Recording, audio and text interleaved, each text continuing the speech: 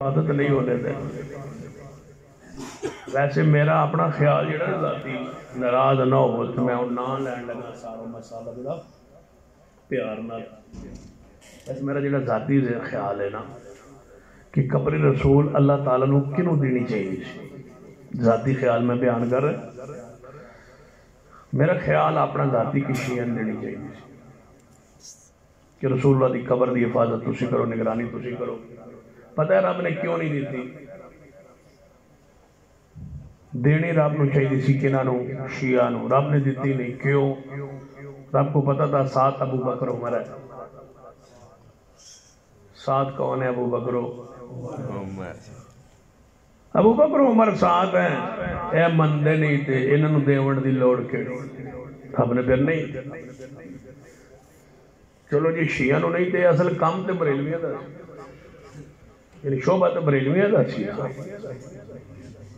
اللہ کو چاہیے تھا قبر رسول روضہ رسول بریلویوں کے حوالے کرتا، اللہ نے نہیں کیا۔ رب کو پتا تھا انہوں نے جیڑی قبر دے ویوتی سجدہ ڈگوانا شروع کر دے، یہ تو کریں گے سجدے، یہ تو چڑھائیں گے چڑھاوے۔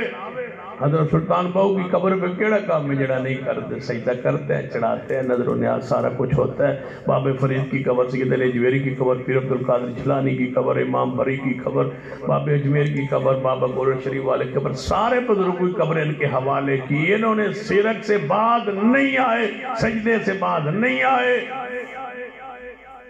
پھر اللہ کو چاہیے تھا تیسرے گروہ کو دے دیتا، تیسرے کو نہیں دی رب نے، اس لیے کہ ساتھ ہی مسجد نبوی ہے، اسے نماز انوی ہونی ہے، تو پھر انہاں نو دین دی لوڑ کیڑی؟ جب نماز محمدی نہیں، اللہ نے قبر رسول اہل حدیث کے حوالے کی ہے اور قیامت تک ہمارے پاس ہی رہے گی۔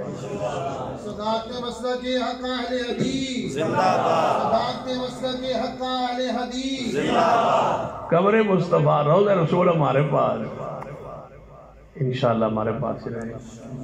پھر ایج ساڑھا حق نہیں بڑھتا کہ حیدرآباد تھال دے چوک یہ کانفرانس ہوئے، سارے مسالک دے علماء آون، عظمی حاضر ہوئی، وہ کون اسی انہاں دی تعریف کری، بریلوی ہو تسی بڑے کچھ نصیب ہو یار، سارے پاکستان دے بزرگاں دیاں قبراں تواڈے والے بڑے کچھ نصیب ہو۔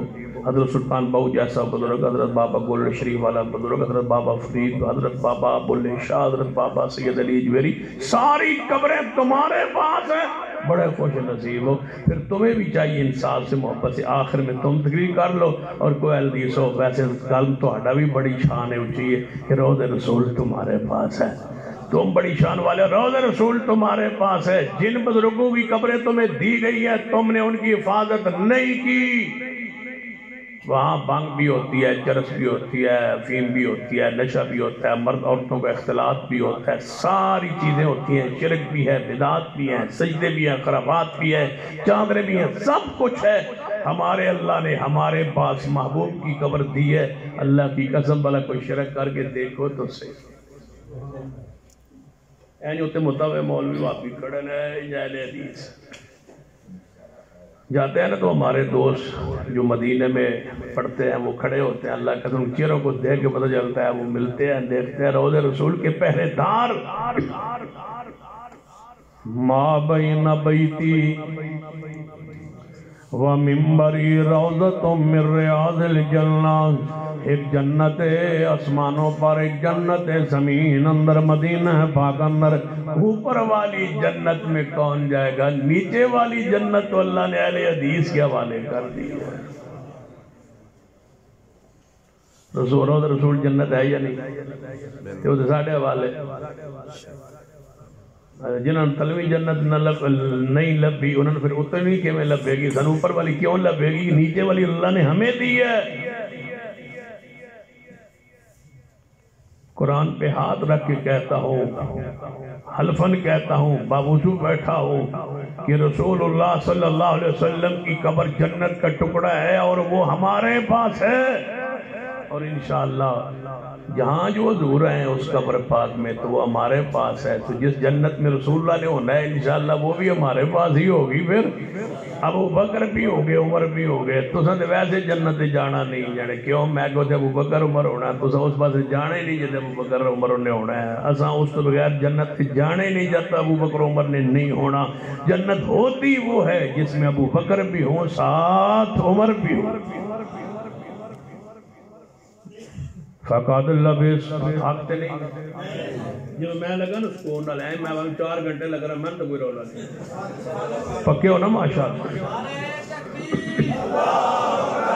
مسلک حق مسلک اہل حدیث فقد لبثت فیکم عمرا من قبلہ افلا تعقلون۔ مکہ مدینہ ہمارے پاس ہے انشاءاللہ ہمارے پاس ہے۔ ایران پوری کوشش میں ہے کہ ہمارے کول آ جائے، دوسرے مولوی کہتے ہیں یہ کھلے شہر بن جائے، ایک اسلامی ممالک کا ایک بلاک بن جائے، وہ سارے مل کے حکومت کریں مکہ مدینے کی، اکلے وابی نہ کریں۔ میں کہ اکلے کو نہیں رہنی یہ ہمارے پاس ہی رہنی۔ تو سن جانا ہے اللہ کی قسم اگر تمہارے پاس ہوتا نا مکہ مدینہ تو سن وڑا نہیں دینا، ساری خوش دلی وے ہم کسی کو روکتے بھی نہیں ہیں، کسی کو ٹوکتے بھی نہیں، کوئی پیر نہ ملا تو کچھ نہیں کہتے، آمین نہ کہے تو کچھ نہیں کہتے، رضین نہ کرے تو کچھ نہیں کہتے، عرفات میں زور اثر اکٹھی نہ پڑے تو کچھ نہیں کہتے، مزدلفہ میں عشاء مغرب اکٹھی نہ پڑے تو کچھ نہیں کہتے، پوری پڑے تو ہم کچھ نہیں کہتے، لیکن رہے گا کنٹرول ہمارے پاس۔ ساری دنیا سے جب مسلمان عرفات اکٹھے ہوندے نا، عرفات لباس کیڑا ہوندہ ہے احرام، پوری دنیا کے مسلمان اکٹھے ہوتے ہیں بھائی وہاں دوپہر کے وقت زور اثر وہاں پڑھنی ہوتی ہے، عرفات میں بیت اللہ خالی ہوتا ہے، ساری دنیا عرفات میں ہوتی ہے، مدینہ بھی حجاج سے خالی ہوتا ہے، سارے حجاج پوری دنیا کے کسی مسلک کے ہوں سارے عرفات میں ہوتے ہیں۔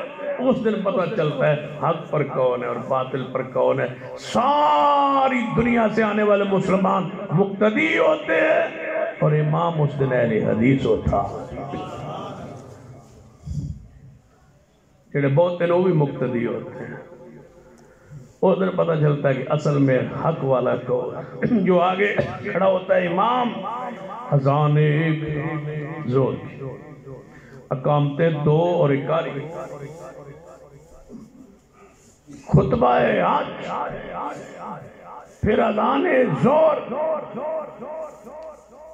پھر 2 تکبیرات، تکبیریں، زور کی الگ، عصر کی الگ، اقامت اور اقاری، سارے اس کے پیچھے نماز پڑھ رہے ہوتے ہیں۔ آج مانا ہے کہ مسلک اہل حدیث معصوم ہے، اس لیے کہ عرفات کے میدان میں جہاں دعائیں قبول ہوتی ہے وہاں کی امامت بھی آل الحدیث کے پاس ہے، مزدلفہ میں آئے مسجد خیز کی امامت آل الحدیث کے پاس ہے، منی میں آئے امامت آل الحدیث کے پاس ہے، بیت اللہ میں آئے امامت آل الحدیث کے پاس ہے، اذان دینے پہ آئے اذان کی ذمہ داری آل الحدیث کے پاس ہے، روضہ رسول پہ آئے اہل حدیث کے پاس ہے، مسجد نبوی میں امامت پہ آئے آل الحدیث کے پاس ہے۔